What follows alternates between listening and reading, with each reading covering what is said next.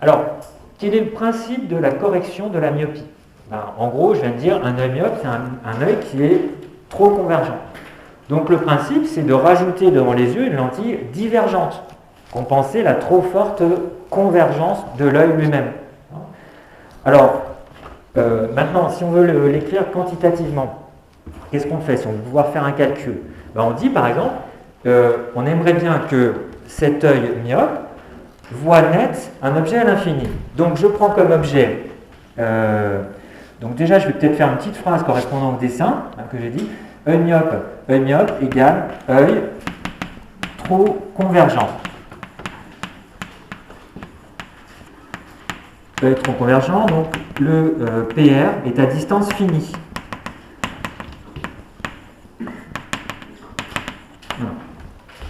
Donc, quel est le principe de la correction? Vous prenez un objet à l'infini. Je mets A infini. A, c'est dans la direction de l'axe optique, à l'infini. Eh bien, pour le voir, qu'est-ce qu'on va utiliser? Comme première lentille, on va utiliser donc une lentille divergente. Donc, je vais la noter L. Voilà. On va voir que c'est forcément une lentille divergente. Et l'image de cet objet qu'on aimerait bien voir par cette lentille, elle va se trouver, cette image, justement à l'endroit le plus éloigné que peut voir l'œil myope. C'est-à-dire, elle va se trouver au niveau du PR de cet œil myope. Donc, au niveau du PR de l'œil myope. Et pour pouvoir faire un calcul, après, je vais l'appeler, mettons, A1, PR de l'œil myope. Égale A1. Et donc, là, après, l'œil n'aura aucun problème, puisque ce point image constitue un objet pour l'œil. Les rayons traversent d'abord la lentille des lunettes, ensuite ils vont traverser l'œil, ils vont arriver sur la rétine. Bon, il n'y a pas de problème pour l'œil. S'il ne fait pas d'effort, cet œil myope, il va pouvoir voir net ce qui est au niveau de son PR, c'est-à-dire ce point image A1. Voilà, donc, application numérique. Imaginez que vous avez un PR, vous êtes myope, vous avez un PR qui est à peu près à 1 mètre de vous. Application numérique. AN, application numérique. Si vous êtes myope, tel que le point le plus éloigné que vous arrivez à voir net est à 1 mètre de votre œil. Si PR égale à 1 mètre point A1 à 1 mètre de l'œil. Et on peut corriger ça par une lentille qui ne se trouve pas, on va dire que ce n'est pas des lentilles de contact, mais donc c'est une lentille qui est à 1 cm de l'œil. On utilise des lunettes, des lentilles. On utilise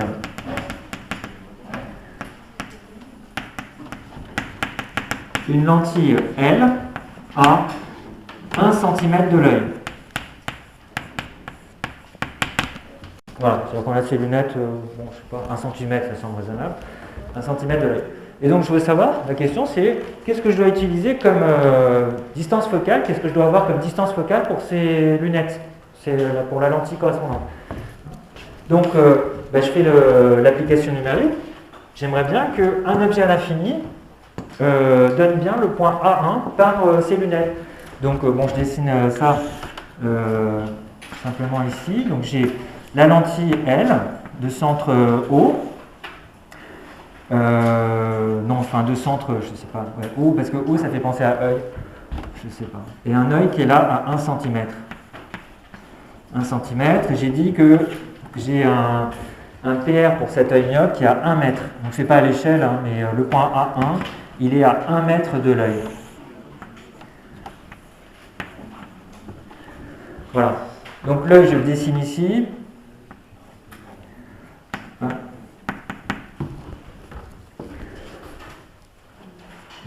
Donc ce que je veux, c'est que le point A à l'infini donne par la lunette le point image A1 que l'œil myope est capable de voir. Donc j'écris par exemple, allez, je vais écrire O pour la lentille. J'écris la relation de Descartes, relation de conjugaison de Descartes pour cette lentille, relation de conjugaison pour elle. Cette relation, je rappelle que c'est 1 sur O l'image, donc 1 sur OA1, moins 1 sur OA, le point A il est à l'infini, est égal à 1 sur F'. 1 sur F', d'ailleurs, ça s'appelle, je vous rappelle, l'avergence de la lentille. Bon, alors, le point A, c'est le point que j'aimerais bien voir à l'infini. Vous êtes d'accord que 1 sur l'infini, c'est ça fait 0. 1 sur l'infini égale à 0. Enfin, en physique, hein, si vous donnez ça à un prof de maths, il va avoir des surfroids, des picotements. Oui. La lentille pour le myope, c'est pas divergent? Si, c'est ça, c'est divergent, la lentille pour les myopes.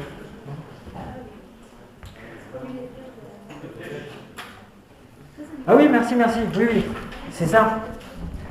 J'ai pas fait attention, effectivement, merci. La lentille des myopes, j'ai dit tout à l'heure, c'est une lentille divergente. Ce qu'on va voir d'ailleurs par ce calcul. Hein. Voilà. Alors, qu'est-ce que ça donne? Donc j'ai dit 1 sur l'infini, ça fait 0, ok. Donc qu'est-ce qui reste? Il reste simplement donc 1 sur F'. 1 sur F' égale 1 sur OA1. Et finalement, donc, F', la distance focale image, ça doit être égal à OA1. Voilà. Alors, en l'occurrence, c'est à peu près 1 mètre. Donc, on peut chiffrer puisque les lunettes sont à 1 cm quand même de l'œil. Donc, ça fait moins 99 cm, donc moins 0,99 mètres. Voilà. Et donc, la vergence des lentilles, c'est 1 sur moins 0,99. Donc, c'est à peu près égal à moins 1. Je vous rappelle que c'est dioptrie, si on a écrit la distance en mètres. Donc, une personne myope qui voit au maximum à 1 mètre doit porter des lunettes divergentes avec une correction de moins 1 dioptrie. Voilà si on a un œil hypermétrope, je n'ai pas c'est le défaut opposé, hein, je le mets en remarque.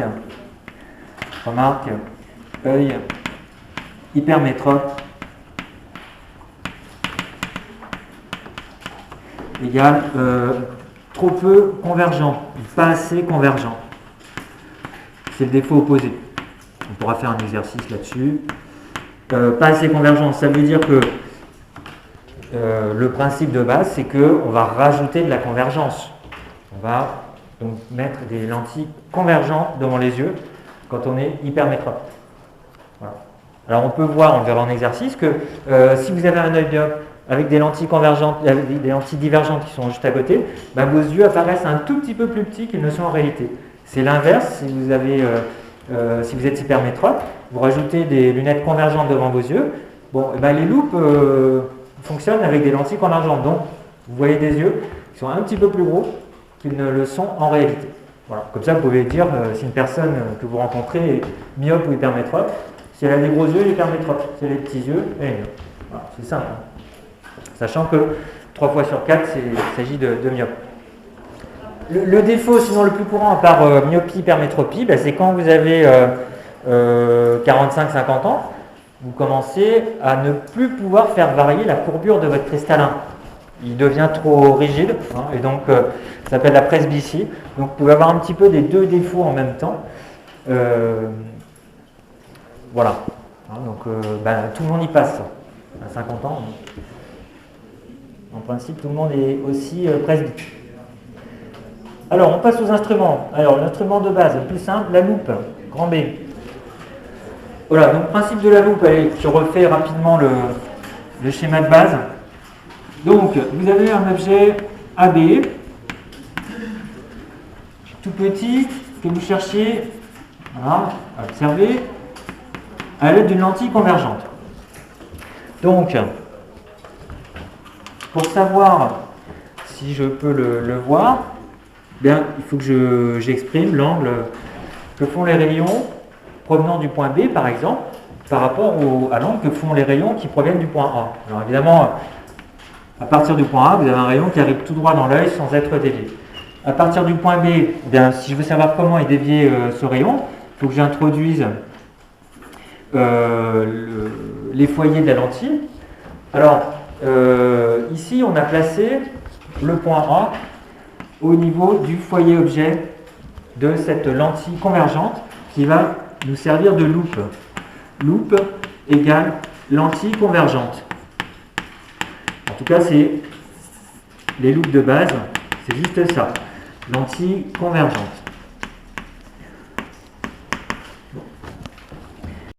Alors, je dis après pourquoi on l'a placé ici, l'objet A, mais spontanément, c'est ce que vous allez faire quand vous placez un objet, quand vous placez un objet derrière une loupe, vous allez le mettre à peu près au niveau du foyer objet. Alors, si j'ai mis F ici, il faut que je mette F' par là. L'œil n'est pas forcément sur F'. Et donc, voilà, les rayons lumineux, quand ils arrivent, quand ils traversent la lentille, ils forment avec l'axe optique cet angle-là qu'on va appeler, je vais appeler alpha prime, comme sur le dessin. Alors, l'avantage de placer l'objet à observer au niveau du foyer objet, c'est que le point B dans ce cas est dans le plan focal objet, et comme on l'a vu hier, tous les points du plan focal objet, lorsqu'ils ont traversé la lentille, ils ressortent parallèlement entre eux. C'est-à-dire que cette droite-là est parallèle à celle-ci. Donc, l'œil qui est placé, alors je l'ai mis ici, mais pour que j'utilise ces deux rayons, il faudrait peut-être que ce serait plus clair si je place mon œil là. L'œil voit quelque chose qui se situe là dans cette direction-là. Donc, il le voit où? Puisque les deux rayons qui arrivent dans l'œil ont l'air d'être parallèles entre eux, eh bien, l'œil et le cerveau qui est derrière concluent qu'il y a bien quelque chose, mais qui est infiniment loin par là. Voilà. Donc ça, c'est l'image B' à l'infini. J'ai essayé de faire une accolade, mais elle n'est pas jolie. Alors, comme ça, voilà. Ça veut dire que les deux rayons, le rayon orange et le rayon jaune, semblent provenir, puisqu'ils sont parallèles entre eux, ils semblent provenir d'un point qui est extrêmement éloigné par là. Donc on le voit à l'infini. Quel est l'avantage d'avoir une image finale à l'infini? C'est que l'œil supposé normal n'a pas à accommoder dans ce cas-là. J'écris ça puis je vous réponds. Donc B', image de B. B', image de B est à l'infini. Donc ça veut dire pas d'accommodation pour un œil normal. Donc si vous avez un œil normal et que vous utilisez une loupe, spontanément vous allez vous débrouiller pour placer l'objet de façon à ce que votre œil ait le moins d'efforts à faire possible. Et donc vous allez placer en fait votre objet sur le point focal objet de la lentille. Alors après, mais dans ce cas, il est souvent on ne le représente pas dans un schéma comme ça, mais il est à l'infini par là. C'est-à-dire que si on veut vraiment le représenter, on fait des petits tirets pour dire que c'est très très loin, c'est dans la direction de l'axe optique. Voilà. Bon, alors, ceci étant dit maintenant, quantitativement, quel est l'objectif de la loupe? Évidemment, c'est de grossir l'objet. Qu'est-ce que ça veut dire de grossir l'objet? Ça veut dire que cet angle alpha', il doit être beaucoup plus grand que si on fait l'observation directe de l'objet AB à l'œil nu. Sinon, ça ne servirait à rien. Là. Donc, on veut que alpha', alors je l'écris en... Voilà. Donc, il faut comparer cet angle alpha' à l'angle qu'on aurait en observant directement l'objet à l'œil nu. Alors, pour quantifier, je vais déjà rappeler sur ce schéma que la distance entre la lentille et le foyer objet, le plan focal objet, c'est aussi f', une petite f'. On a le même f' ici et là. Donc, je vais commencer à calculer l'angle alpha prime en disant tangente alpha prime, ben, c'est égal à, vous voyez que alpha prime, puisque le rayon orange et le rayon jaune sont parallèles, alpha prime, on le retrouve ici aussi. Donc, tangente alpha prime, c'est la même chose que AB sur AO. Voilà. Mais alpha prime, c'est un angle qui est petit. Alpha prime très inférieur à 1, ça veut dire que tangente alpha prime est quasiment égale à alpha prime, en radian. Hein. Bon, et d'autre part, je viens de dire que la distance entre A et O, A étant placé sur le foyer objet, eh bien, c'est quasiment la distance focale f'. Donc, je vais mettre une petite remarque ici. Donc, voilà, A égale F, pour qu'on puisse dire que l'image B' est à l'infini. Hop, une petite flèche ici, flèche logique. Si on place l'objet au niveau du point F, c'est pour que l'image finale par la loupe se trouve à l'infini, de telle sorte qu'on n'ait aucune accommodation à faire. Bon, donc ayant dit ça, je peux dire que alpha prime, c'est quasiment égal à AB sur F'. Voilà. Et maintenant, je vais comparer cette situation-là, vision à travers une loupe, à la vision directe de l'objet, sans instrument. On compare à la vision directe de l'objet.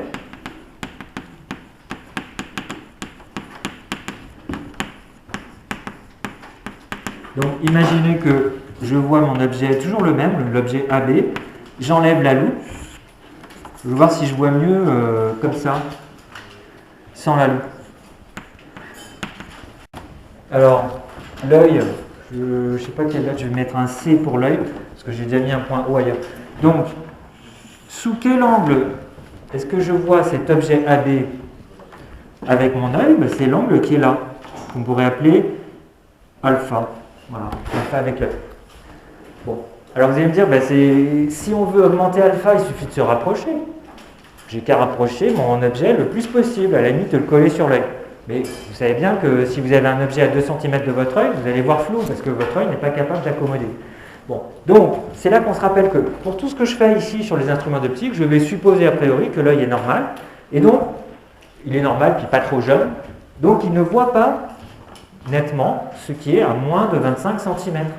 Donc c'est cette distance minimum qu'on prend conventionnellement égale à 25 cm. C'est ça qui limite l'angle alpha. Donc j'écris de la même façon, tangente alpha, l'angle le plus grand que je puisse obtenir avec mon œil tout seul, il est donné par tangente alpha égale AB sur cette distance minimum que j'ai notée à l'instant D indice M, D minimum. Voilà. Et donc, comme cet angle est tout petit, ça veut dire que alpha lui-même, hein, donc il est très inférieur à 1, j'écris avec alpha très inférieur à 1, c'est-à-dire que alpha, c'est quasiment AB sur cette distance minimale. Bon, alors, je compare les deux. Ça, c'est l'angle le plus... c'est l'angle que j'obtiens sans la loupe. Ça, c'est alpha prime, c'est avec la loupe. Et je veux comparer les deux. Donc, pour comparer les deux, j'introduis ce qu'on appelle le grossissement, et précisément le grossissement commercial, parce qu'il est basé sur une convention qui va être distance minimum égale 25 cm. Donc, grossissement commercial de la loupe. Donc c'est ce qui est noté G comme grossissement et petit c, donc indice petit c comme commercial. C'est le rapport entre l'angle sous lequel vous voyez l'objet à l'aide de la loupe et l'angle correspondant sans la loupe. Bon, alors je reprends les deux expressions, ça fait donc AB sur F' divisé par ça, c'est-à-dire fois dm sur AB. Voilà. Donc j'ai un grossissement commercial qui vaut finalement dm sur f'. dm sur f'. Et donc avec la valeur conventionnelle dm égale 25 cm, soit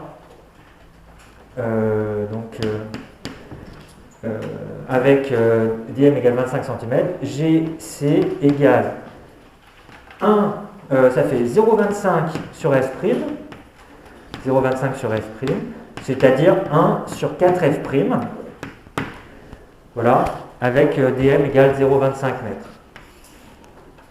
Valeur conventionnelle. Bon, donc c'est ça ce qui est marqué. Si vous achetez une loupe en supermarché, s'il y a marqué 10 fois, ça veut dire que cette quantité G indice C, grossissement commercial, vaut 10.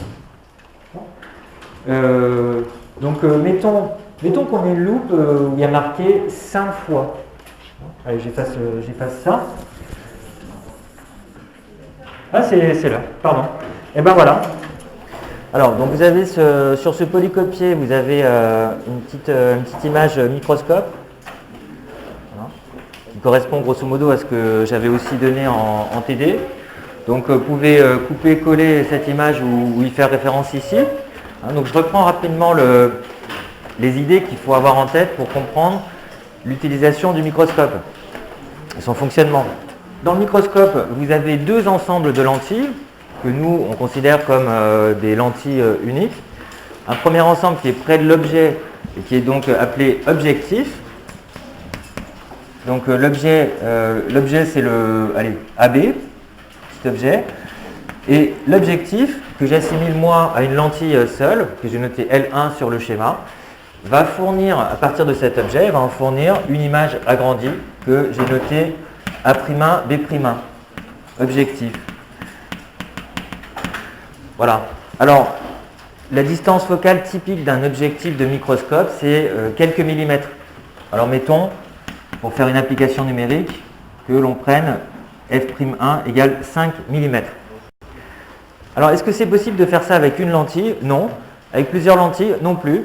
En réalité, pour des focales aussi petites que ça, on utilise des dioptres sphériques. Donc, c'est juste une face sphérique et bon, c'est quelque chose qui est sorti du programme, mais voilà, il faut avoir en tête que des focales aussi petites que ça, on n'y arrive pas avec des lentilles. Il y aurait trop d'aberrations, notamment d'aberrations géométriques, c'est-à-dire des déformations de l'image. Alors voilà, donc on a cette image agrandie de l'objet, et cette image agrandie, on va simplement l'observer à la loupe, avec l'oculaire. Donc la lentille L2 qui est proche de l'œil s'appelle logiquement l'oculaire, et donc elle fournit, pour un œil normal, elle fournit une image qui est à l'infini. Dans le cas idéal, A'B' est à l'infini. Pourquoi? Parce que si vous avez un œil normal, vous ne faites pas d'effort pour voir cette image à l'infini pour un œil normal. Bon. Pourquoi? Parce que le but, c'est d'éviter l'accommodation, éviter les efforts musculaires, éviter l'accommodation. Alors, si vous n'avez pas un œil considéré comme normal, vous êtes myope ou hypermétrope, qu'est-ce que vous allez faire? Simplement, vous allez ajuster la distance entre le bloc oculaire du bloc et le bloc objectif jusqu'à ce que l'image vous apparaisse au niveau de votre PR, le point le plus loin que vous arriviez à voir. C'est le point que vous allez voir sans accommoder. Bon alors, si on veut que cet objet soit à l'infini, bon bien sûr, comme d'habitude, la convention c'est que le point A et toutes ces images sont sur l'axe optique.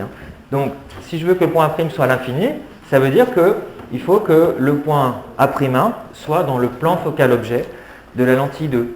Donc A' à l'infini, note comme ça. Ça impose que l'image intermédiaire A'1 coïncide avec le point focal objet de la lentille 2. Voilà. Alors, comme la distance entre la lentille 1 et le point F2 est assez grande, eh bien, ça veut dire que le point A doit être proche de F1. dans les microscopes, dans pratiquement tous les microscopes, la distance entre le foyer image de la première lentille, c'est-à-dire de l'objectif, et le foyer objet de la deuxième, de l'oculaire, il est normé, c'est 16 cm. Donc je mets à peu près égal. En général, c'est normé, c'est vraiment 16 cm. Donc ça, comme c'est très grand devant la focale de la première lentille, ça veut dire que ça impose que A soit proche du foyer objet de la première lentille, ou de ce que l'on considère comme une première lentille. Voilà. Alors, quelques ordres de grandeur. Si vous regardez un microscope comme les microscopes de lycée, vous avez des choses qui sont des indications qui sont gravées sur l'objectif et sur l'oculaire. Sur l'objectif, vous avez le grandissement de l'objectif, et sur l'oculaire, vous avez une indication de grossissement. Donc comment est-ce qu'on s'en sert? Eh bien, on peut s'en servir pour calculer le grossissement global du microscope. Il dépend à la fois de l'objectif et de l'oculaire. Donc je le définis ici, grossissement. Grossissement, c'est le grossissement commercial du microscope.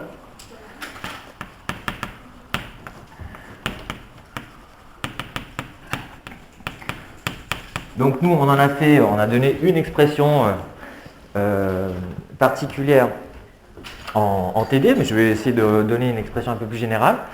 J'ai besoin pour ça de F'1 et de F'2 aussi, tiens, j'en ai pas parlé. L'oculaire, bon, il a une distance focale image, typiquement de quelques centimètres, mettons 2 cm. Voilà, alors le grossissement, qu'est-ce que c'est? C'est le rapport entre l'angle sous lequel on voit l'objet microscopique AB à travers l'instrument. Donc ça, c'est à travers l'instrument, je mets micro, à travers le microscope. Donc rapport entre cet angle et celui correspondant à une observation directe à l'œil nu. Donc je vais mettre œil. Alors, à travers le microscope, sous quel angle voit-on l'objet AB? On le voit sous l'angle alpha' qui est représenté sur le schéma. Cet angle est supposé petit, puisqu'on se place automatiquement dans les conditions de Gauss dès qu'on est en train de faire des exercices avec des lentilles. Je le rappellerai sur le DS, parce que forcément il y aura des exercices avec des lentilles. Dès que vous avez un exercice avec des lentilles, tous les angles sont supposés petits. Donc on peut faire les approximations classiques, sinus alpha, quasiment égal à tangente alpha, quasiment égal à alpha en radian.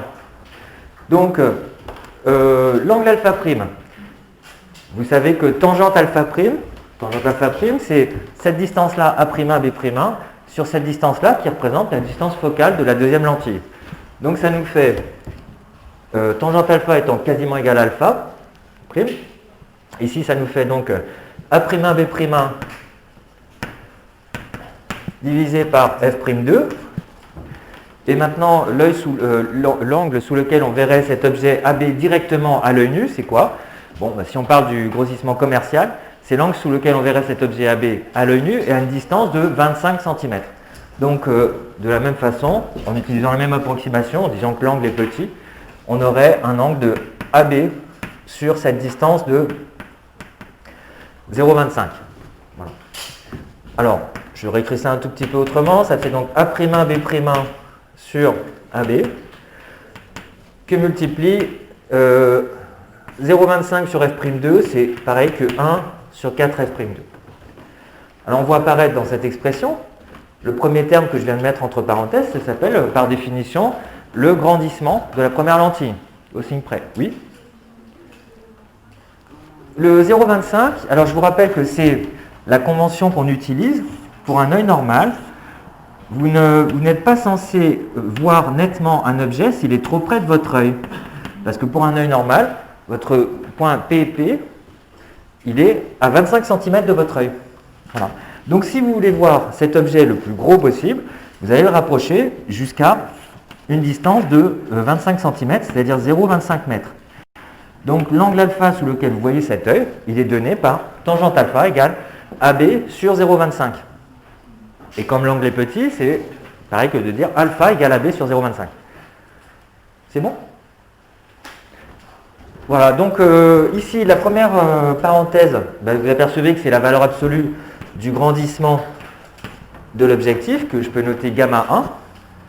Et ce grandissement, vous savez que il y a plusieurs façons de l'écrire, il faut savoir le faire, ne serait-ce que pour démontrer les relations de conjugaison, je vous rappelle, dans les lentilles.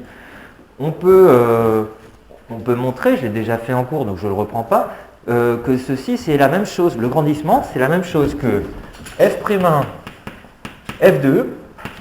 Alors j'écris directement des longueurs, parce que ce qui m'intéresse, c'est juste la valeur absolue. F'1, f2 sur f'1o, c'est-à-dire sur f'1. Voilà, en valeur absolue. Alors, combien ça vaut ici? J'ai donné tout ce qu'il faut. J'ai dit f'1, f2, c'est normé, c'est 16 cm, 160 mm. Et f'1, j'ai pris un exemple typique, 5 mm. 5 mm. Donc ça fait 32 fois. 32. Le grandissement. Oui. Alors, d'où vient le 1 sur 4? Ok. Alors en fait, oui, pardon, j'ai mal présenté peut-être, mais ce que je suis en train de faire là, c'est juste de parler de ça. Ça s'appelle le grandissement de la première lentille. Et je suis juste en train de réexprimer le grandissement de la première lentille. Donc on a un grandissement de 32 fois. Bon, et bien sur un microscope, c'est ce qui est gravé sur l'objectif. Quand vous voyez un fois, en général, c'est pas fois 32, c'est fois 20, fois 40, fois 50. C'est ça, c'est ce grandissement, donc gravé sur l'objectif.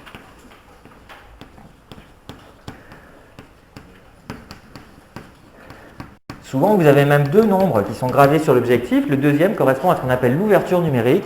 Alors, je ne vais pas parler de ça puisque ce n'est pas au programme, mais en gros, l'ouverture numérique, ça vous dit quel angle peuvent faire les rayons qui rentrent dans le microscope avec l'axe optique.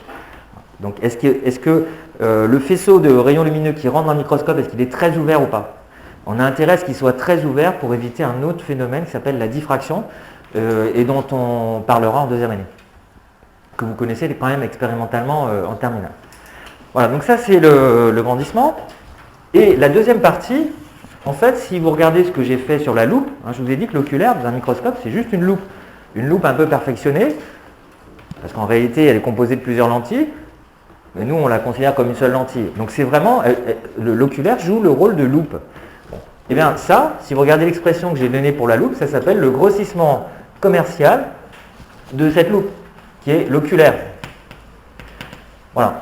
Alors si on fait une application numérique ici, le grossissement commercial de l'oculaire, avec ce que j'ai donné, j'ai dit f'2 égale 2 cm, donc 1 sur 4 fois 0,02, donc ça fait 1 sur 0,8, donc ça fait 0,08, ça fait 12,5.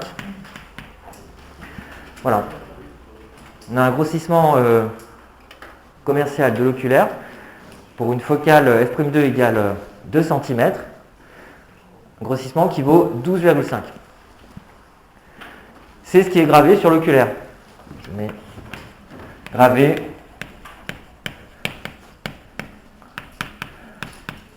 sur l'oculaire. Alors, pourquoi est-ce qu'il n'y a pas une seule lentille sur l'oculaire? Parce que on a fait un petit exercice au dernier TD où je vous ai montré que dans certains cas, on ne voit pas tout l'objet. C'est-à-dire que le champ de vision ne correspond pas à tout l'objet. Alors, il se trouve que quand on associe plusieurs lentilles, en général dans un microscope, dans les oculaires de microscope actuellement, vous avez 3 lentilles qui sont bien associées de façon à ce que vous ayez un champ d'observation qui soit maximal. Voilà. Donc, mais bon, ça, le détail n'est pas au programme. Donc, en tout cas, cette formule que j'ai écrite, qui est le grossissement commercial du microscope, je peux rajouter ici GC comme commercial microscope, et bien vous apercevez que c'est le produit du grandissement de l'objectif par le grossissement de l'oculaire. Donc on peut faire l'opération. Ça nous fait donc ici le grossissement commercial du microscope. Si on fait l'application numérique, ça fait donc 32 fois 12,5. Bon, alors je ne sais pas combien ça fait, environ entre plus de 300, presque 400 peut-être. Voilà. Bah, tenez, est-ce que quelqu'un a sorti sa calculatrice, peut me dire rapidement ce que ça fait? Ça fait 16 fois 25. Ça fait... Ah bah, ça fait 400 exactement. Voilà. Donc, on a un grossissement 400 fois. Voilà le fonctionnement. Donc, c'est un peu de la culture générale, hein, mais ça vous aide à mieux comprendre si vous avez un exercice sur les microscopes, si vous savez déjà grosso modo comment ça fonctionne, comment on calcule le grossissement, bah, c'est une certaine aide. Voilà. Et puis pour la culture générale, donc, ni l'objectif ni l'oculaire ne sont composés de lentilles. L'oculaire est composé de 2 à 3 lentilles, pour ces histoires de champ de vision. Et puis l'oculaire, en plus, l'objectif, en plus, il est composé non pas de lentilles, mais d'un dioptre sphérique. Donc, voilà, je reprends rapidement ce qu'on a vu aussi en TD. Vous avez un objet qui est à l'infini, une lunette astronomique. Donc, s'il est à l'infini, ça veut dire que son image, par la première lentille, qui s'appelle encore l'objectif, parce que plus près de l'objet, son image se fait donc par définition dans le plan focal image de la première lentille, c'est-à-dire que A'1 coïncide avec F'1. Et cette image, on va, comme dans le microscope, on va l'observer à la loupe. C'est-à-dire qu'on peut prendre un oculaire tout à fait, en tout point, identique à celui d'un microscope. Donc L2, nous on va le considérer comme une lentille, mais encore une fois, c'est 2 à 3 lentilles associées. Oculaire. Cet oculaire nous permet de renvoyer l'image finale à l'infini, puisque si on a un œil normal, c'est ce qu'on voit sans effort. Donc, si l'oculaire envoie le point F'1 à l'infini, ça veut dire que ce point F', ça doit aussi être égal au point F2, point focal objet de la deuxième lentille. Donc F2 pour que l'image finale soit à l'infini. Et F', parce que l'objet, lui, est à l'infini. Voilà, donc on a un objet à l'infini qui est renvoyé à l'infini. Au final, l'image est aussi à l'infini, mais l'image est grossie. Il y a des questions là-dessus? Oui? Oui, il est sur, voilà, AB infini. Je peux mettre un point A comme ça. Oui? Quand on était l'exercice microscope et du monde astronomique, vous avez parlé de conjuguer. De conjuguer? Alors, là, c'est simplement la notion de conjuguer, c'est simple. Vous avez, si vous avez un point objet A qui a une image A', on dit que A et A' sont conjugués par la première lentille. Donc, c'est pas quelque chose de spécifique pour les microscopes et la lunette astronomique. Il me semble qu'on a parlé avec le foyer aussi. A' infini et Eh bien, A', le point A', qui est à l'infini, c'est l'image du point F2, et donc du point F2 par la lentille 2. Donc on dit que F2 est l'objet, A' est à l'infini, F2 et A' sont conjugués pour la lentille 2. Voilà. Oui. Du coup, B', il est sur le foyer, sur un foyer secondaire image. Le point B', il est à l'infini. Ah, B'1.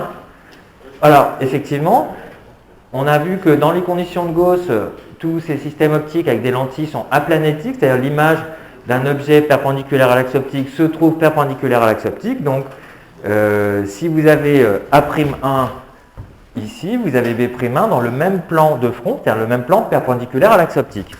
Donc, effectivement, B' est dans le plan focal image de la première lentille. Oui. Mais est-ce que si on ne connaissait pas A, mais on savait que B était à l'infini, on aurait pu quand même dire qu'il était sur le plan focal image ou pas? Oui, si B est à l'infini, vous êtes sûr que B' est dans le plan focal image. Bon, ok, autre question? Le point B', où est-ce qu'il est sur ce schéma? Si vous voulez, vous pouvez le compléter sur le schéma. Le point B', il est à l'intersection des rayons qui ressortent de la lentille. Les rayons bleus, ici. Bon, ces rayons bleus, ils sont parallèles. S'ils sont parallèles, ça veut dire que pour l'œil, tout se passe comme s'ils provenaient d'un point à l'infini dans cette direction-là. Donc très écarté de l'axe optique, alors que le point B, il est assez peu écarté de l'axe optique. C'est l'intérêt du grossissement. Donc cette lunette astronomique, c'est aussi un instrument subjectif, c'est-à-dire qu'on regarde directement dans la lunette. On ne fait pas l'image d'abord sur un plan ou sur un capteur. Et donc, un des intérêts, pas le seul, un des intérêts, c'est le grossissement. Je rappelle rapidement comment on trouve ça. Le grossissement ici, je n'ai pas besoin de préciser commercial, puisque de toute façon, l'objet est à l'infini. Il n'est pas question de le rapprocher jusqu'à 25 cm. C'est une étoile, elle restera toujours à l'infini. Donc, on peut définir ce grossissement sans faire référence à une convention. Donc, on dit que dans ce cas, ce n'est pas un grossissement commercial, on parle de grossissement intrinsèque. Donc, par définition, le grossissement, c'est le rapport entre l'angle sous lequel on voit cet objet à travers l'instrument. Donc là, je vais mettre lunettes. Et l'angle sous lequel on le voit à l'œil nu. Voilà. Donc normalement, vous devez savoir faire ça rapidement. Vous admettez que les angles étant petits, tangente alpha prime est quasiment égal à alpha prime. Donc je peux écrire que alpha prime, c'est A'1 B'1 sur F'2. Et si je regarde à l'œil nu, j'ai un angle alpha qui apparaît aussi sur le schéma. Et on voit sur ce schéma, en utilisant le triangle O1, F'1, B'1, que alpha c'est quasiment égal à A'1, B'1 sur F'1. Donc ça se simplifie un petit peu et il reste F'1 sur F'2. Alors je donne des valeurs typiques si vous achetez un instrument pas trop cher, quelques centaines d'euros. Vous avez F'1 qui vaut à peu près 50 cm et F'2 qui vaut à peu près 2 cm. Dans ce cas-là, quand vous faites le rapport, ici, vous trouvez 25 fois. Donc ça, c'est ce qu'on appelle le grossissement de la lunette. Oui ? Valeur absolue parce que je ne m'intéresse pas à l'orientation ici de l'image. Quand vous avez une lunette astronomique, de toute façon dans le ciel, vous savez bien, il n'y a pas de haut et de bas. Donc vous n'êtes pas perturbé par le fait que l'image est renversée. Si c'était important, il faudrait que je laisse les valeurs algébriques et je dirais que le grossissement est négatif dans ce cas-là. Petite illustration. Donc, bon, tiens, là c'est pour le microscope, hein, je vous montre rapidement. Voilà, quand on déplace un petit peu l'objet, vous voyez ce qui se passe. Donc vous avez là un microscope qui est réglé pour un œil normal. Le faisceau de rayons qui ressort de l'oculaire, c'est un faisceau de rayons parallèles entre eux. Donc l'image semble toujours provenir de l'infini. Vous voyez que l'image est renversée, puisque quand A est au-dessus de l'axe optique, le faisceau semble provenir du bas. Vous voyez que quand je déplace le point objet devant l'objectif, eh bien, le faisceau sortant, il repasse à peu près toujours au même endroit, ici, juste derrière le foyer image de l'oculaire. Et bien, c'est là la position du fameux cercle oculaire qu'on a discuté, qu'on a quantifié au dernier TD. Pourquoi c'est important de mettre son œil ici? C'est parce que c'est là que vous allez avoir la lumière provenant de tous les points de l'objet visible à travers l'instrument. Elle va ressortir à cet endroit-là. C'est bon là-dessus? Lunette astronomique. Donc là c'est pareil, si la lunette est bien réglée, vous avez une étoile à l'infini qui est plutôt en haut à l'œil nu, et vous voyez au final un faisceau de rayons parallèles orienté vers le bas. Donc vous voyez sous un plus grand angle par rapport à l'axe optique. Voilà l'intérêt de la lunette astronomique. Et là encore, vous voyez que vous avez la lumière qui ressort à peu près toujours au même endroit. C'est là que vous avez intérêt à mettre votre œil. Alors, donc l'image est renversée dans le cas d'une lunette astronomique, ce qui fait qu'on ne peut pas s'en servir comme longue vue. Historiquement, les premières lunettes qui ont été utilisées sont de type Galilée. Donc pour la culture générale, ça date à peu près de 1600. Un tout petit peu avant 1600, on sait qu'il y a ce genre de lunettes qui ont été utilisées, sans qu'on comprenne encore vraiment comment ça marche. Alors ces lunettes de Galilée, qu'est-ce qu'elles ont comme différence avec la lunette astronomique? C'est que l'oculaire, dans une lunette de Galilée, c'est une lentille divergente. Mais sinon, tout le reste, c'est le même principe que la lunette astronomique. Vous avez donc un objectif qui est une lentille convergente, qui va former une image dans le plan focal image de cet objectif, puisqu'on suppose que l'objet qu'on observe est loin. Donc son image est quasiment à l'infini. Hein. Donc son image est quasiment dans le plan focal image de l'objectif. Et dans ce cas, dans ce type de lunette, ce plan focal image de la première lentille, il est ici, il est à droite de l'oculaire. Donc la deuxième lentille qu'on va utiliser, cette lentille divergente, si on veut qu'elle fournisse à partir de cette image intermédiaire, si on veut qu'elle fournisse une image à l'infini, il faut, encore une fois, que son plan focal objet, à cette deuxième lentille, cette lentille d'oculaire, il faut que son plan focal objet coïncide avec le plan de l'image intermédiaire. Donc, il faut placer la lentille divergente, si on en utilise une, de façon à ce que son plan focal objet coïncide avec le plan focal image de la première lentille. J'ai dit que c'était ici. Bon, ben c'est bien à gauche qu'il faut placer cette lentille divergente, puisque je vous rappelle que pour une lentille divergente, le plan focal objet est à droite de la lentille. Voilà. Et donc à cette condition-là, on peut observer une image finale à l'infini. Hein, donc voilà. Vous voyez, donc dans ce cas-là, contrairement au cas de la lunette astronomique, l'image est droite, elle n'est pas renversée. Quand vous avez une étoile ou un objet, un point lumineux qui est sous l'axe optique, eh bien, il apparaît au final effectivement sous l'axe optique. Donc vous pouvez vous en servir pour faire des observations terrestres. Les images ne seront pas renversées. Si vous avez un objet qui est au-dessus de l'axe optique, il va effectivement apparaître au final au-dessus de l'axe optique. Donc ça, c'est un premier avantage. Ça peut servir à faire des observations terrestres. Deuxième avantage, la longueur de cette lunette est plus petite que la lunette astronomique pour le même grossissement. Et donc ça fait que c'est assez léger, c'est compact, et on peut s'en servir typiquement comme jumelle de théâtre. Bon, c'est ce qu'on dit en général. Mais sinon, ce n'est pas très utilisé. Pourquoi? Parce qu'en réalité, il y a des défauts, notamment le champ de vision est relativement réduit. À quoi on voit ça? Bien, regardez, quand je bouge l'objet, quand je change la direction de l'objet qui est à l'infini, le faisceau de lumière qui ressort de l'oculaire, il change de position par rapport à l'axe optique. Imaginez que vous avez votre œil sur l'axe optique, imaginez qu'il est resté sur l'axe optique, votre œil, ben ce faisceau-là, vous ne le voyez pas. Hein, parce que pour que vous voyez un objet, pour que vous voyez une image, il faut que vous ayez de la lumière qui arrive directement dans votre œil. Donc, si vous changez un tout petit peu la position de l'objet, s'il s'écarte un tout petit peu trop de l'axe optique, eh ben, en ayant placé votre œil ici, là, dans l'axe de l'oculaire, dans l'axe de cette lunette, ben, rapidement, vous ne voyez plus rien. Hein, donc le champ de vision est relativement petit, ce qui fait que si on veut vraiment si on veut avoir une lunette terrestre avec un bon champ de vision, en général, on utilise quelque chose de plus compliqué. On prend une lunette astronomique et on va rajouter derrière la lunette astronomique un inverseur d'image. Voilà. Donc ça fait quelque chose qui devient assez gros, mais de meilleure qualité.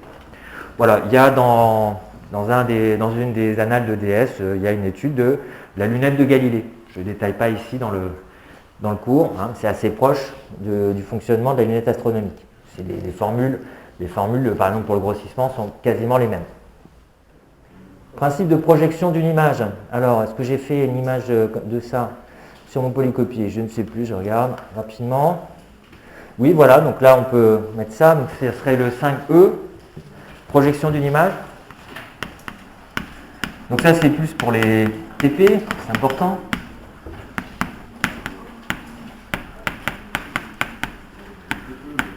Comment est-ce qu'on fait une image de bonne qualité en optique? Donc vous pouvez couper et coller ce petit morceau là, que je vais zoomer. Ici, donc vous avez un objet, on peut considérer que l'objet c'est le A0, B0, hein, sur ce schéma. Bon, alors, pour qu'on observe l'image de cet objet, par la lentille qui est notée grand L, bah, il faut que cet objet il soit éclairé, qu'il émette de la lumière ou qu'il laisse traverser de la lumière. Donc, vous avez une première lentille, vous voyez, qui est utilisée ici, qui s'appelle un condenseur. Donc un condenseur, c'est quoi? En général, c'est une grosse lentille Il n'y a pas besoin que ce soit une lentille de qualité. Et cette grosse lentille, on a intérêt à la placer le plus près possible de l'objet, de telle sorte que tout l'objet soit éclairé. Et donc, il faut que tous les rayons qui proviennent de la source soient rabattus vers cet objet. Il faut essayer d'éclairer au maximum l'objet. Il a une deuxième utilité, le condenseur, comme vous voyez sur ce schéma. Ce condenseur, dans le meilleur des cas, on essaye de s'en servir pour que toute la lumière qui a traversé l'objet continue et rentre dans la lentille de projection, la lentille L, plus ou moins au centre. Alors pourquoi au centre? Parce que c'est là qu'on a le moins d'aberrations. Je vous ai dit que plus on s'écarte de l'axe optique, moins on respecte les conditions de Gauss, et plus les rayons sont déviés de manière à ne plus former des points images, mais ça donne des taches images. Si vous avez des rayons qui passent sur les bords d'une lentille, eh ben, ils ne donnent pas une image ponctuelle, ils donnent une image un petit peu floue.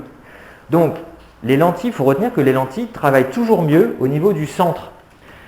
Donc, si on veut une image de qualité, une image de précision, on a intérêt à faire travailler les lentilles au centre. C'est comme ça qu'on dit en optique, c'est-à-dire qu'on a intérêt à utiliser un maximum de rayons lumineux qui passent par le centre de la lentille. Alors, je l'écris, puis je vous donne un exemple. Donc, condenseur. L'utilité du condenseur. Le condenseur permet d'éclairer fortement l'objet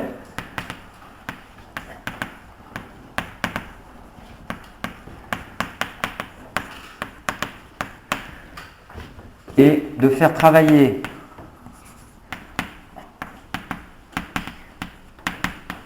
la lentille de projection, faire travailler, c'est-à-dire d'utiliser la lentille de projection, faire travailler la lentille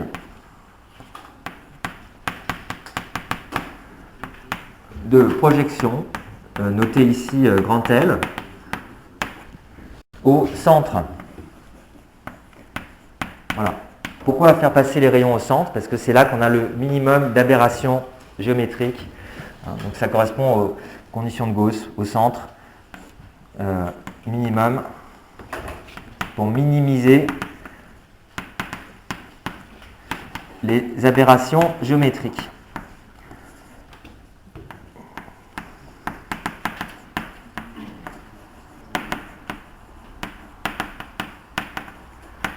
Voilà, pour minimiser la déformation de l'image, si vous voulez. Voilà, donc ça c'est quelque chose qu'il faudra avoir en tête en travaux pratiques. Et si vous voulez, ce principe, on peut l'illustrer simplement par le fonctionnement d'un instrument d'optique qui commence à disparaître un petit peu, mais qui est dans la classe, je crois. Voilà, on a au fond un rétroprojecteur.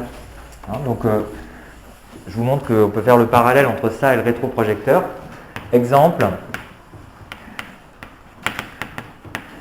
Rétroprojecteur.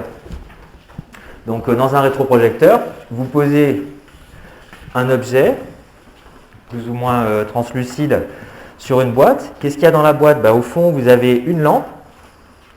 Alors la lampe, je vais faire voilà, un petit soleil.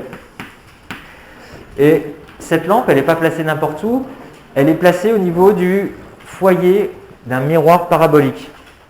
Alors qu'est-ce que ça fait, le foyer d'un miroir parabolique? Ça fait que en fait, les rayons qui frappent le miroir, ils ressortent tous parallèlement entre eux.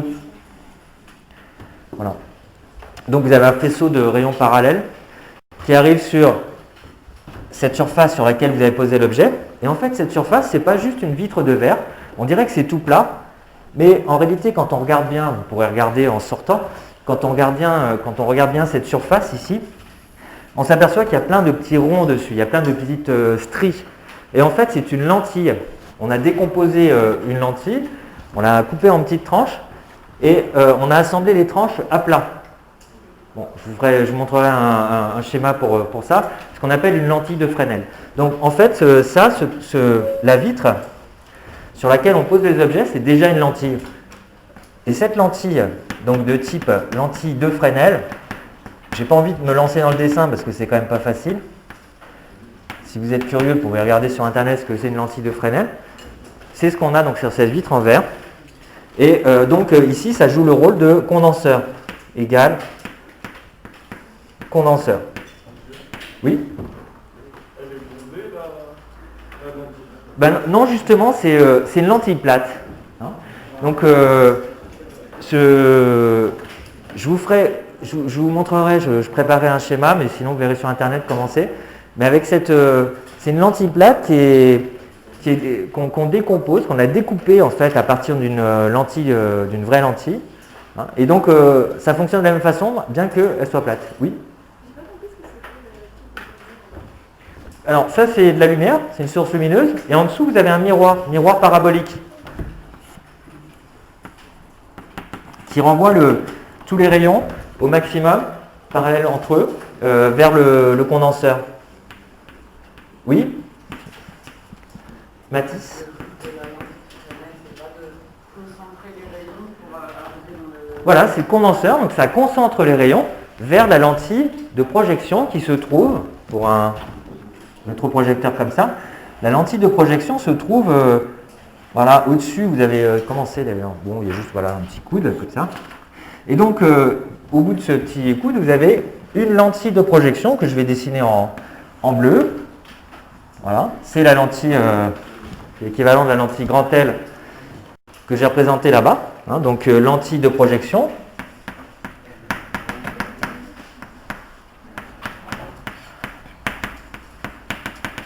Et là, ça vous fait une belle image au plafond. Alors, comme on n'aime pas trop avoir une image au plafond, qu'est-ce qu'on fait? On renvoie l'image vers un mur en utilisant un miroir incliné à 45 degrés. Donc, juste au-dessus de cette lentille de projection, vous avez un miroir plan incliné à 45 degrés.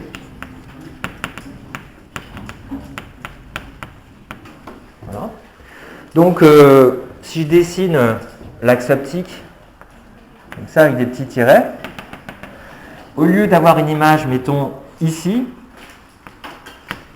AB ou A1, B1, eh bien vous avez finalement une image qui est symétrique. Je vous rappelle les bases pour les miroirs. L'image est symétrique de l'objet par rapport au plan de miroir. Donc l'image de l'objet qu'on a mis là, hein, l'objet AB, c'est ça. Et en gros, il a cette tête-là. A, B. Son image par la lentille L, c'est A1, B1. Mais cette image est renvoyée à l'horizontale par le miroir plan. Bon, bah, l'image est simple à tracer. C'est le symétrique de A1, B1 par rapport au miroir. Donc voilà, A', B', c'est l'image verticale projetée sur un mur. Alors je la fais près du miroir, mais évidemment, en fait, cette distance-là, elle fait 5-6 mètres typiquement. Oui. Ce crochet-là, c'est juste le support de la lentille. Si vous regardez le rétroprojecteur qui est au fond, là, il y a un petit support réglable. Donc on règle en fait, ça permet, il y a une petite vis sur le côté qui permet d'écarter plus ou moins la lentille de l'objet. Pourquoi on écarte? Parce que plus vous écartez, plus vous éloignez la lentille de l'objet, plus l'image va se rapprocher du rétroprojecteur. Voilà. Donc, quand vous avez quelques notions d'optique, vous savez d'avance s'il faut baisser la lentille ou la remonter en fonction de ce que vous voyez sur l'écran. Oui?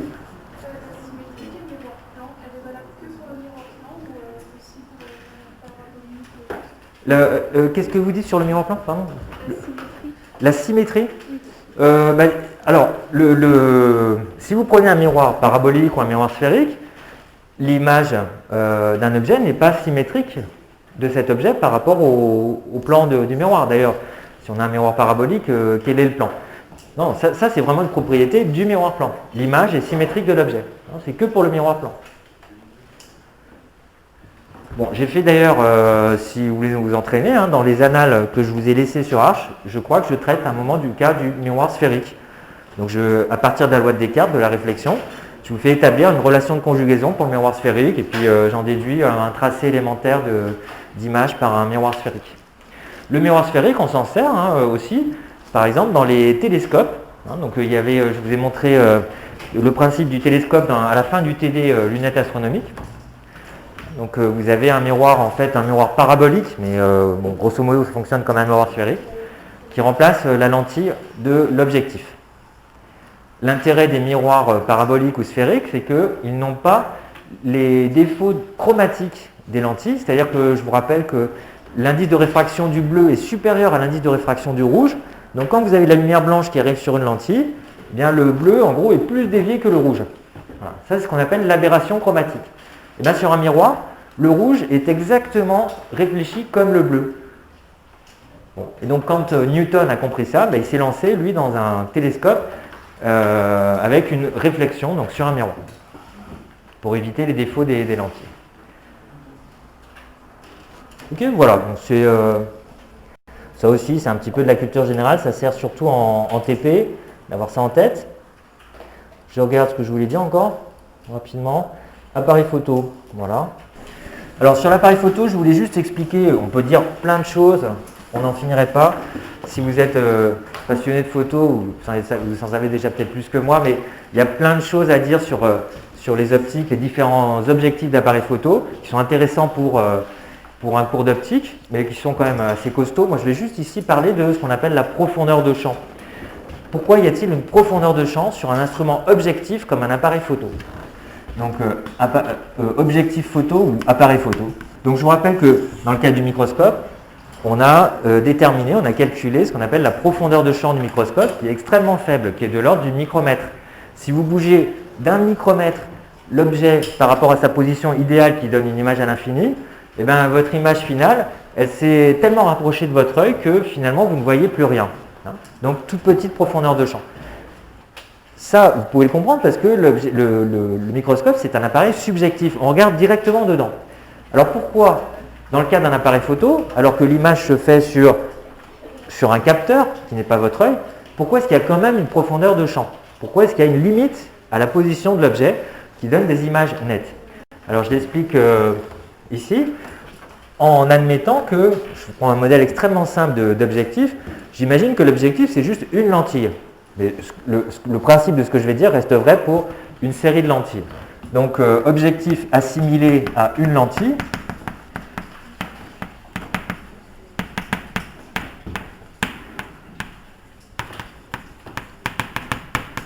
Voilà.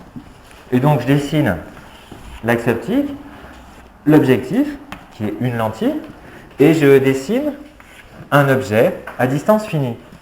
Voilà, objet A ici.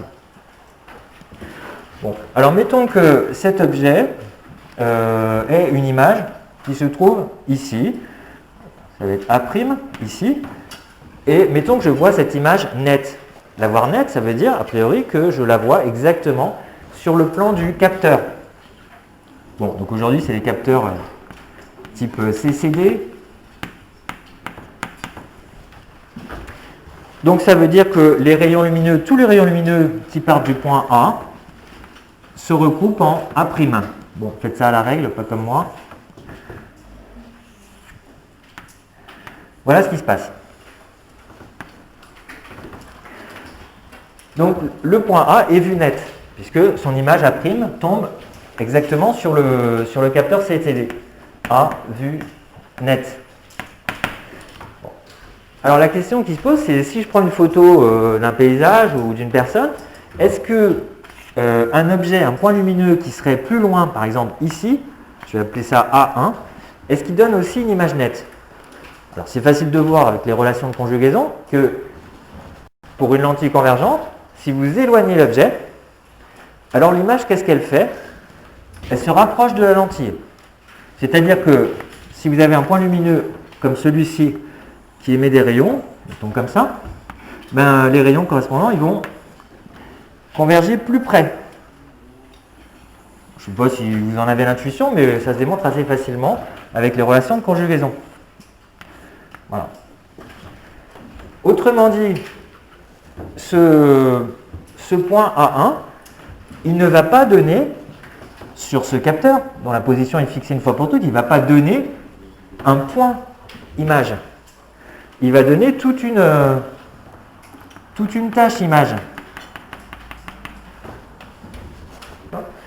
Il va donner, si c'est un point jaune, mettons, les rayons traversant cette lentille vont donner une tache jaune. Donc ce point-là, on va le voir flou. Si un point ne donne pas un point, mais seulement une tache, on va voir flou. Alors, pourquoi on va voir flou? Et à partir de pourquoi est-ce qu'on peut voir quand même certains points qui sont un peu en arrière ou un petit peu en avant? Eh bien parce que sur le capteur CCD, vous avez un petit peu la même chose qu'au fond de votre œil. Vous avez des pixels. Nos pixels sur notre rétine, c'est les cônes et les bâtonnets. Ils ont quelques micromètres d'épaisseur. Ben, c'est pareil en fait pour les capteurs CCD. Ils sont constitués de pixels. Donc imaginez que la taille d'un pixel correspond, je fais un gros pixel pour que vous voyez ça, imaginez que la taille d'un pixel, ça correspond justement à cette distance-là. Ça, c'est 1 pixel.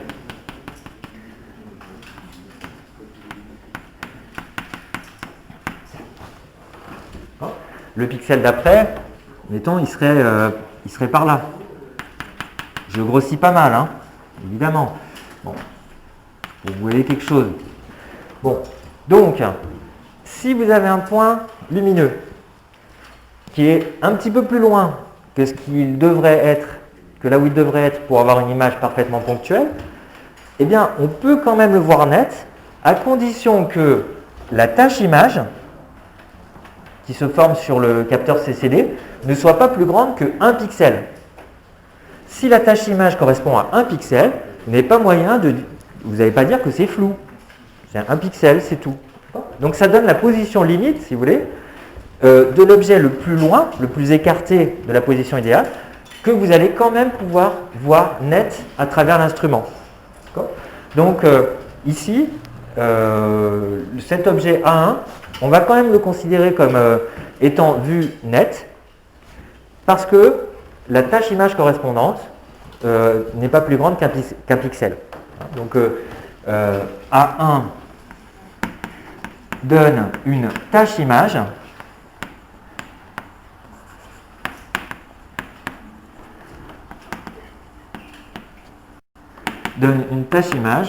dont le diamètre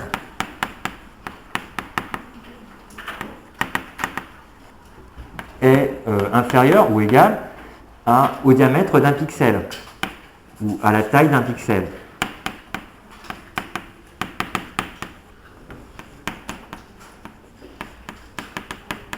Voilà, donc on va considérer que lui aussi, il est vu net. A1 semble net lui aussi. Bon, donc bien sûr, si vous prenez un objet qui est encore plus loin que A1, il va donner une tache image qui va déborder sur les 2 pixels d'à côté. Et donc là, vous allez constater que c'est flou. Bon, c'est vrai aussi pour un objet qui serait plus près de la lentille. Je vais faire les rayons correspondants, je vais faire une autre couleur, mettons en vert. Si vous avez un objet comme A2 ici, alors le vert j'ai déjà utilisé, pas terrible. En bleu, non, c'est fait. En jaune, ça ressemble. Oh, j'ai pas 36. Allez, bon ben, en rouge quand même. Je prends un objet, donc A2 ici. Si cet objet envoie des rayons sur la lentille, ben, ces rayons, ils vont converger plus loin. Donc ça peut ressembler à quelque chose comme ça. Voilà. Bon, donc voilà, ça va être l'image, si vous voulez, A'2, l'image géométrique A'2. Ici, vous avez l'image géométrique A'1. A'1 et A'2 ne se forment pas exactement dans le plan du capteur, mais on peut considérer qu'on les voit quand même net, parce que les taches images correspondantes, voilà la tâche A'2, la tâche image correspondante est plus petite que le diamètre du pixel. Donc idem pour idem pour A2. Voilà. Et donc, tous les points objets qui se trouvent entre A1 et A2 sont vus net. Vus nettement.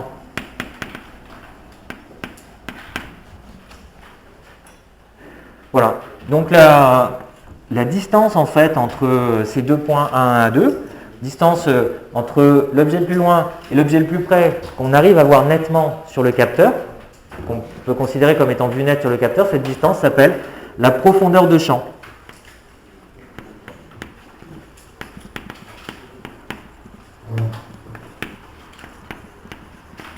Voilà. Donc, tout ce qui est à gauche de A1, tout ce qui est à droite de A2, tout ça, ça donne des images floues.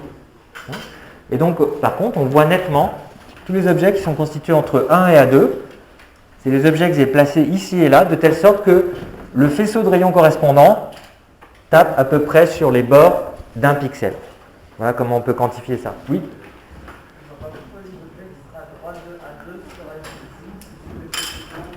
Si vous prenez un objet qui est à droite de A2, son image va être encore plus loin. Encore plus loin derrière le capteur. Et donc les rayons correspondants, ils vont sortir eux aussi du pixel central. Voilà. Oui ? Pour expliquer deux choses. Pourquoi est-ce qu'on voit, quand on prend une photo, pourquoi est-ce qu'on voit plus qu'un plan? Parce qu'en principe, on devrait voir net juste le plan où il y a le point A. Et pour expliquer comment on pourrait calculer en principe cette distance-là. Il suffit de faire cette construction, ou les calculs avec les relations de conjugaison, et de vérifier à quelles conditions les faisceaux de rayons émergents, rouge et jaune, ont des bords qui correspondent à la taille d'un pixel. Ça nous donne la position de A1 et de A2. Donc on pourrait calculer en principe cette distance A1 A2 qu'on appelle la profondeur de champ de l'objectif. Voilà. Donc si vous faites la photo, vous savez bien que la profondeur de champ c'est un truc important, plein d'effets de flou artistique qu'on arrive à faire en jouant sur la profondeur de champ. Si vous voulez avoir une image si vous voulez prendre par exemple, prenez un portrait d'une personne, vous avez envie qu'il y ait juste cette personne qui soit nette et tout ce qui est derrière et devant apparaisse flou pour mettre en valeur la personne. Donc qu'est-ce que vous allez faire dans ce cas-là? Vous allez essayer de réduire la profondeur de champ au maximum. Comment réduire la profondeur de champ? Vous ouvrez au maximum la lentille. Vous prenez une lentille de grand diamètre. Pourquoi ça réduit la profondeur de champ? Imaginez que, là par exemple, les rayons jaunes, imaginez que la lentille elle soit beaucoup plus grande. Il va pouvoir y avoir des rayons qui partent très haut ici et en bas aussi. Et donc ces rayons, ils vont donner une tache qui sera beaucoup plus grande. La tache jaune que j'ai représentée ici, si vous imaginez maintenant des rayons qui sont beaucoup plus écartés lorsqu'ils rentrent sur la lentille, ils vont donner derrière une tache qui sera plus grande. Et donc, ça va donner une tache floue très rapidement dès que l'objet en question n'est pas dans le bon plan. Voilà. Donc, plus vous ouvrez, plus vous utilisez une grande lentille, de grande surface, de grand diamètre, plus la profondeur de champ sera petite. Alors vous allez me dire, mais on ne peut pas régler la taille d'une lentille dans un appareil photo. Non, mais on peut régler un cache, qu'on appelle un diaphragme. Donc quand vous ouvrez le diaphragme, quand vous avez une grande ouverture, vous réduisez la profondeur de champ. Voilà, ce que savent tous les photographes. Donc voilà, il y a plein de choses qu'on peut expliquer en photo notamment. C'est un régal pour l'optique géométrique. Quand on comprend bien l'optique géométrique, il y a plein de choses à dire sur les objectifs d'appareil photo qu'on peut comprendre simplement. Ok ?